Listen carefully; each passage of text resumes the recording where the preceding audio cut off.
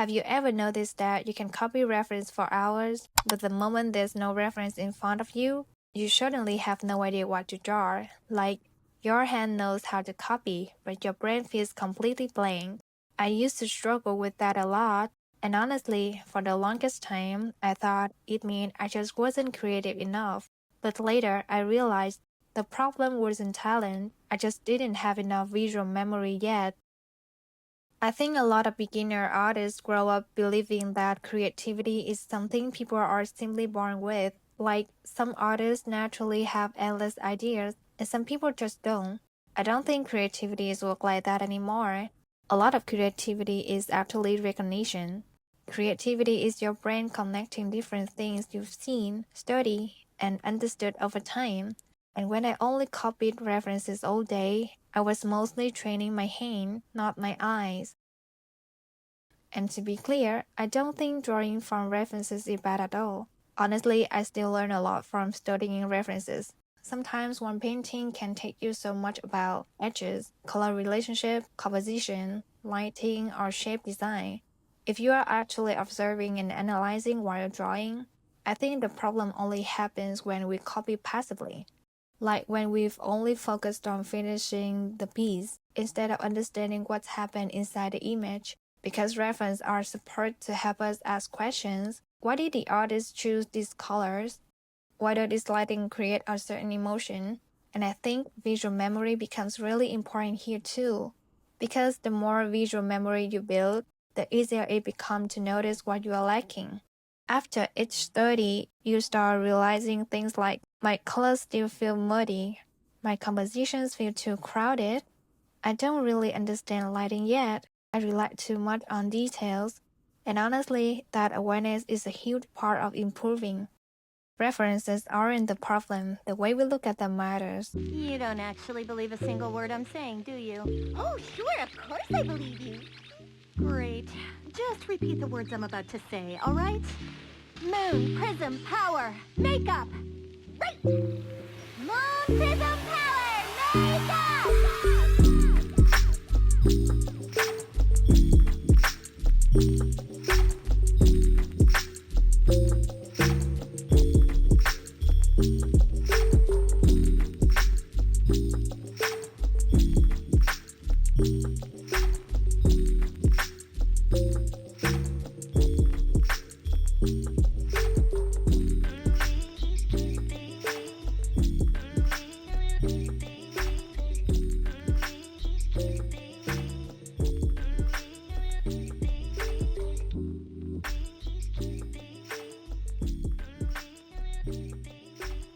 Besides realism and sketching, my art has always leaned more towards stylized shapes and color, maybe because I originally came from fashion design. And in fashion school, the process wasn't really about copying beautiful drawings. It was more about finding concepts, collecting references, exploring textures, moods, color palettes, and then developing those things into your own design. But honestly, I used to be really bad at that too.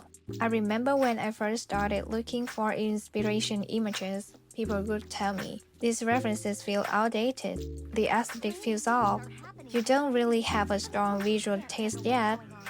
And back then, I didn't understand why. I thought, if it looks nice, then it looks nice, right? But later I realized something really important. Taste is trained too. Aesthetic sense isn't something people magically wake up with. It's something you slowly build through what you consistently look at. I think one of the biggest turning points of me was when I stopped consuming images passively. Before I go scroll through Pinterest or Instagram and think, oh, this looks pretty, and then immediately move on. But later, I started slowing down. I started asking myself questions. Why does this image feel cinematic? Why do these colors feel calm? Why does this composition feel expensive? Why does this artwork feel emotional? Because for the first time, I wasn't just looking, I was observing. And I think this is where visual memory starts building. For example, if you've never really paid attention to color palettes before, your brain has nothing to pull from. So when you try painting from imagination, you randomly choose colors based on instinct. and that's usually why a piece can end up feeling moody or disconnected. But artists who study visuals consistently have already seen hundreds of color relationships before, so even subconsciously, the brain starts recognizing what feels balanced, what feels harmonious, what creates contrast, what creates mood.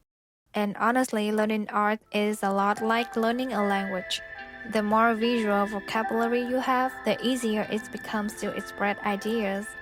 I used to compare myself to artists who could create amazing original work from imagination. It made me feel really behind, but now I realize a lot of what I admired wasn't just talent. It was years and years of building visual libraries in the mind. They trained the eyes and the hands, and I think that's something beginner artists don't hear enough because online people usually only show the final artwork, not the thousands of images they study before creating it.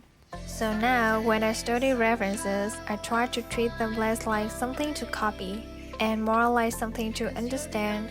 Some things helped me were limiting my colors, analyzing color palettes, asking why does this work instead of just how do I draw this. Even 10 minutes of intentional observation every day can slowly change the way you see. And once the way you see changes, the way you create starts changing too.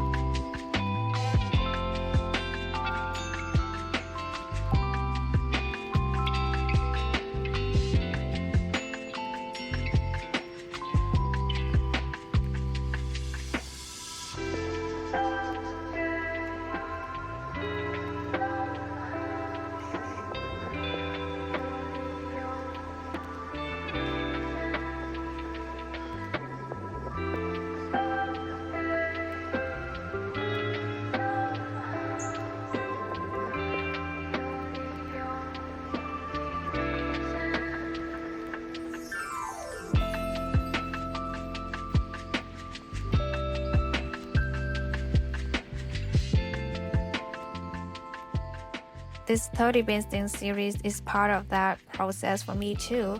I'm trying to improve not just my technical skills, but also my understanding of color, storytelling, and visual language. So this series isn't really about create 30 perfect paintings. It's more about learning how to truly see. This painting is only number one, and I still have so much to learn. But I think that's what makes art exciting too. So if you are also trying to improve your art, maybe we can figure it out together. I'll be sharing all the mistakes, thoughts, and lessons throughout this series. And hopefully by the end of these 30 paintings, I'll become the better artist than I am today. So if you want to follow the journey, I'd really love to have you here for painting number 2. Bye bye.